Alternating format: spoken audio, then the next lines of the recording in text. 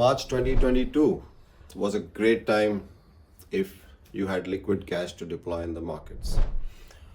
What happened at that time? Well, just a few weeks earlier, Vladimir Putin had sent his special military operation into the Ukraine, and the markets were taken by shock. There were sanctions on a number of Russian entities, and a lot of global commodities emanating from Russia and Ukraine suddenly shot up in price. The markets could not adjust to that, and prices crashed. People went into a risk averse mode.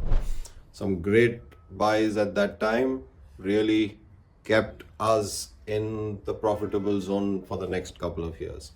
Well, last week, Trump and Putin have spoken, and a compromise is nigh. It looks like Ukraine and the EU.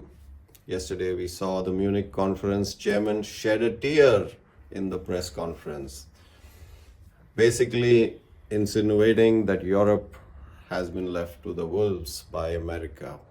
Trump doesn't want to foot the bill. European countries hardly spent 1% of 2% of their GDP on their own defense, and America now wants them to foot the bill.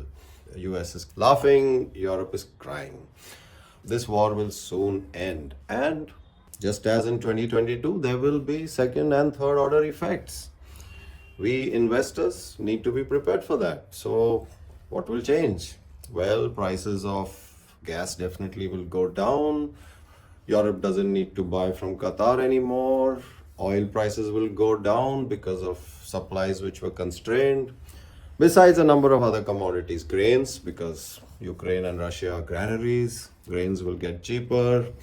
Agri-commodities, fertilizer, Russia is a huge fertilizer producer, aluminium, there are a bunch of commodities which will become cheaper. Keep an eye on the stocks which make these products. Besides that, there will be other effects.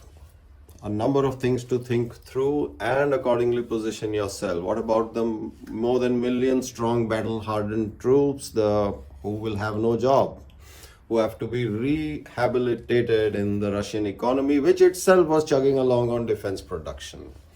What will Putin do about them? Maybe he needs to open another war front to keep the economy chugging along. Otherwise, so many able and natural-born killers jobless.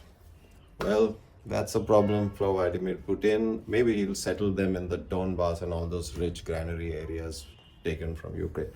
All in all, many effects down the road, lot of money to be made, as my old boss used to say.